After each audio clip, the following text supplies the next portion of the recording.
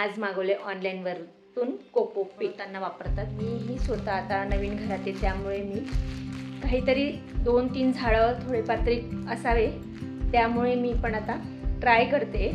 तर मी त्यासाठी आधी कोकोपीट यूज करते. कशा आहात सगळे? तर मी आज ऑनलाईनवरून मागवलं आहे कोकोपीट, जे आपण माती तयार करताना यूज करतो.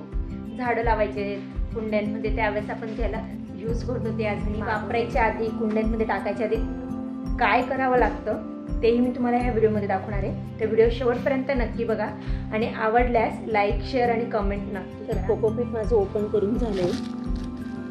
पॅकिंग तर छान आली आहे. पॅक मिळत असतं. तर आता याला आपल्याला 2 पाण्यातून धुवायचं आहे. तर अशा प्रकारे मी कोकोपीटला थोडं 15 मिनटं भिजून ठेवलं होतं. आता मी त्याला पिळून घेते आणि असंच मी त्याला 2 पाण्यातून काढून घेणार आहे. असंच पिळून त्याला 2 पाण्यातून आपण काढून पूर्ण वॉश करू आणि मग परत पुन्हा जर ऊन पडत असेल उन्हात तुम्ही त्याला थोडं ड्राय करा. 2-3 तास तरी त्याला असंच सोडून द्या, म्हणजे ते ड्राय होईल आणि मग आपण माती बनवू शकतो. मुलीला पण हौस आहे.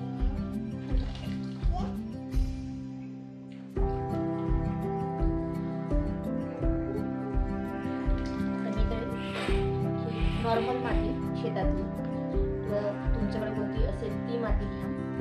तर त्याच्यात मी कोकोपीट टाकणार आहे. जेवढी माती आहे त्याच्या 20 ते 30% माती टाकायची आणि वर्मी कंपोस्ट. तुमच्याकडे कोणतंही तुमचं कंपोस्ट असेल त्यामध्ये विकतचा आणा, वर्मी कंपोस्ट यूज करा. आता एक माती बनवून तुम्ही कोणत्याही कंपनीचं वर्मी कंपोस्ट वापरू शकता. तुमच्याकडे असेल तर नक्की टाका. मी वरतून थोडीशी तुला टाकून देईल जेव्हा मी आणेल मार्केटला जाईल त्यावेळेस. तर नेमखली नक्की वापरा. आता आपण हे सगळं एकजीव करून घेऊ आणि याच्यानंतर मी तुम्हाला रोप पण लावून दाखवते. अशा प्रकारे आपली रवेदार माती तयार झाली. या टाईपची कुंडी घेतली आणि त्याला होल नव्हते ते होल करून घेतले आणि मी यात लावणार आहे अरिका प्लांट. आता हे आणून मला 8-1 दिवस झाले होते आणि लगेच नसता लावत. थोडं घरातलं वातावरण, आपल्या एरियातलं वातावरण सूट व्हायला पाहिजे. त्याच्यानंतर आल्या नर्सरीतून लगेच कुंडीत नाही लावत, म्हणून मी 8-1 दिवस असंच लावून दिलं आणि आता आपण त्याला नवीन जाण. मी आता पहिले आता माती टाकून घेते. मला किती हाईट हवी आहे त्या हिशोबाने मी आता माती टाकेल.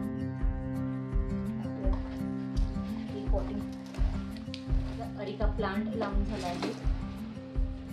व्हिडिओ आवडल्यास नक्की लाईक करा, शेअर करा, कमेंट करा आणि माझ्या चॅनलला सबस्क्राईब नक्की करा. थँक्यू. खूप सुंदर दिसतो प्लांट घरामध्ये.